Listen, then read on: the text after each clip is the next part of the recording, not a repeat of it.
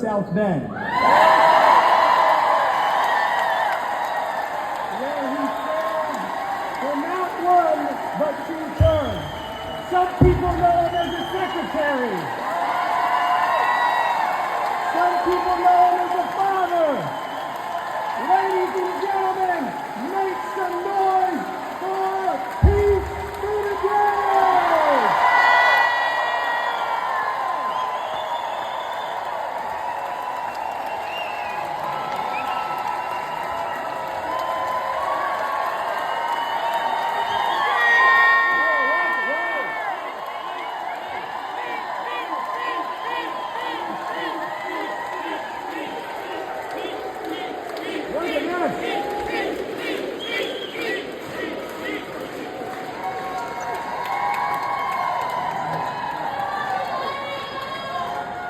Well, you know how to make a guy feel right at home back on Hoosier soil. Thank you.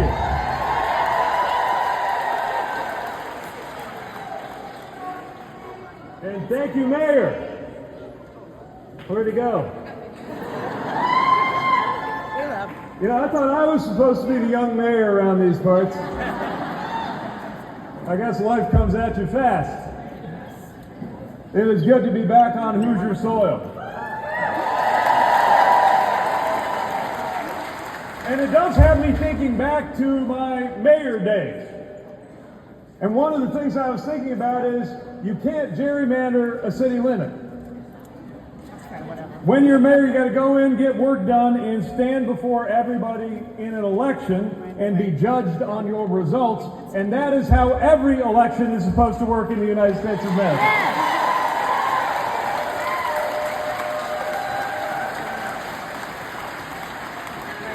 That isn't just some academic principle. It is the idea that got our whole country started. It is what makes America, America. The people of this country overthrew a king and constituted a new government based on the idea that our everyday life gets better if we get to choose our leaders and hold them accountable for the job that they're doing.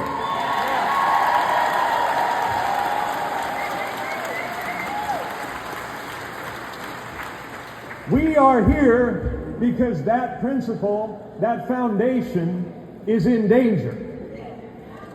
We are here because Indiana Republicans are being pressured by Washington Republicans to do something that they know in their hearts is wrong.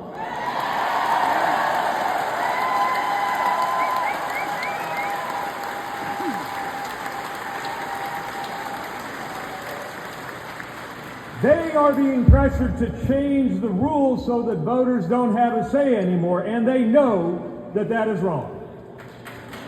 And we know why they're doing it, which is because the agenda of Washington Republicans is so unpopular that even here in Indiana, they are afraid of losing if they have to run on a fair map.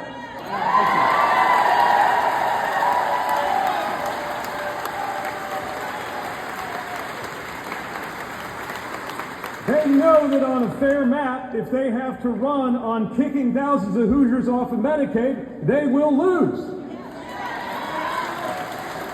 They know that on a fair map, if they've got to run on their record of stripping away food stamps from hungry Hoosier children, they will lose.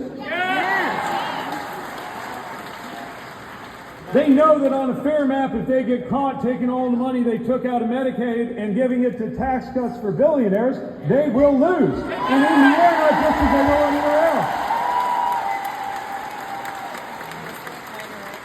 They know that if they've got to go out in a fair election and answer for making the economy worse, less job growth, less economic growth, and higher prices than when they started, they're going to lose. They would lose on a record of putting farmers in an even harder position than they're already in by losing trade wars. They would lose on a record of killing energy projects that destroys union jobs by killing those projects and increasing our utility bills. They're not going to win on that. So even here in this so-called red state, those policies and those results are not a winning message.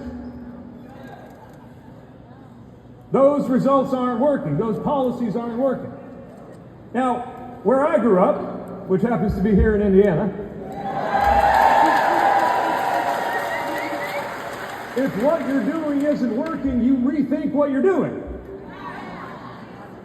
But instead of changing their policies or trying to get better results, they decided to just try to change the map instead.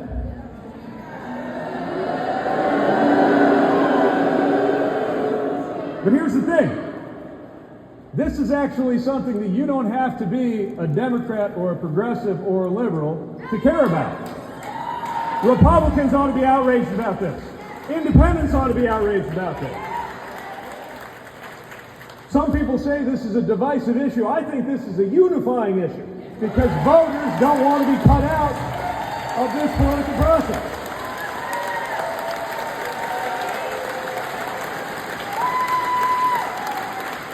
I saw some of those Washington Republicans coming here saying openly that what they want to do is create a 9-0 map.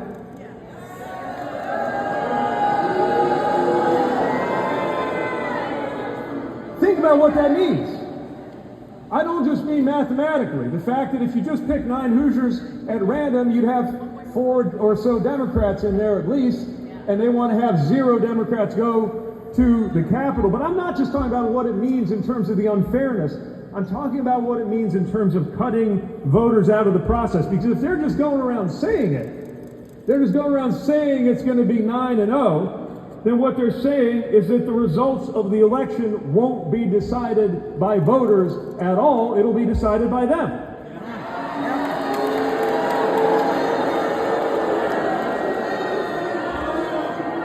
They want the outcome of the election to be decided before you even get to go vote.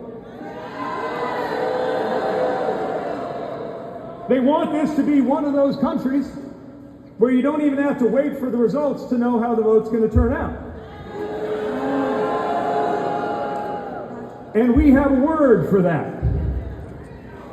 Cheating!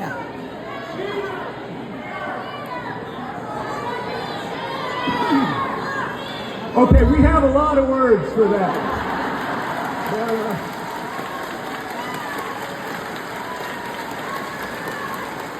But the word I'm going to go with is cheating, and cheating is wrong.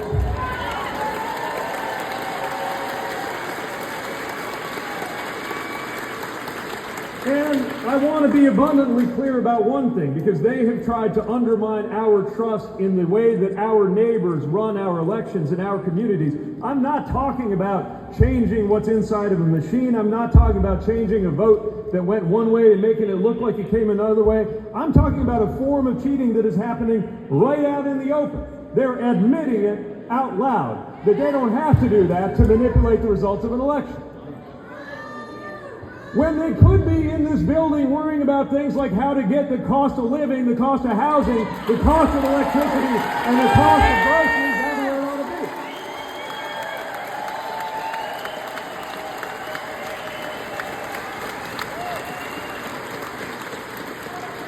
I would call it shameless. I was going to call it shameless. But then I started reading between the lines in some of the things that our Indiana Statehouse Republican members are saying or not saying, and I realized they are in fact ashamed of what they're doing. They ought to be ashamed, and they are. They don't want to have to stand up in front of Hoosiers and say, yeah.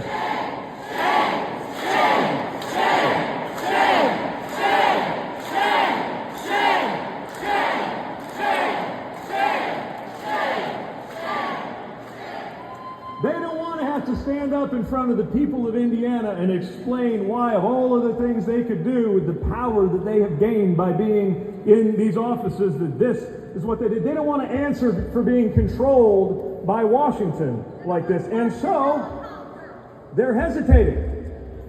Even with all the pressure coming their way from Washington, a lot of them haven't quite committed to doing the deed. And that's where we come in.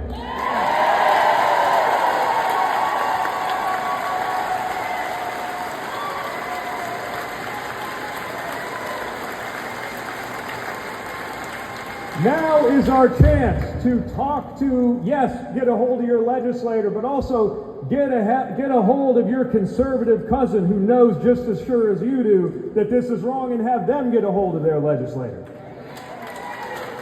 It is time for all of us to encourage our Republican friends in this state house to show some backbone before it's too late.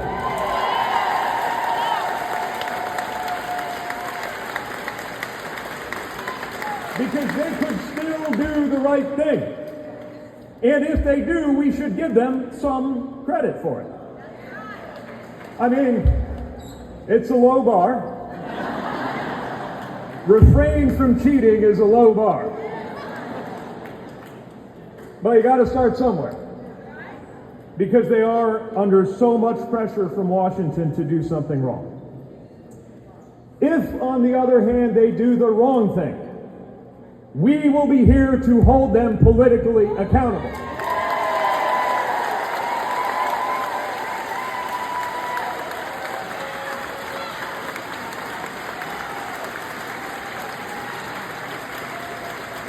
We will make sure that they answer for bad policies and that they answer for this at the polls. Because we need to prove something that I was taught growing up in this state, which is that cheaters never win in the end.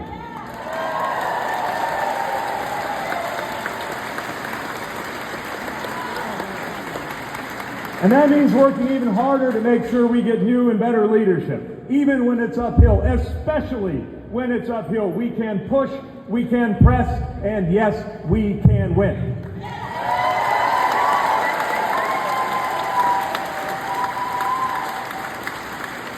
So I've just got one question for you. Since the whole idea of this gerrymander is to make sure your voice doesn't count, are you ready to prove them wrong? Me too. So let's get out there and make sure of it. Thank you for being here. Thank you for taking the meeting. Do not let up on this issue. The people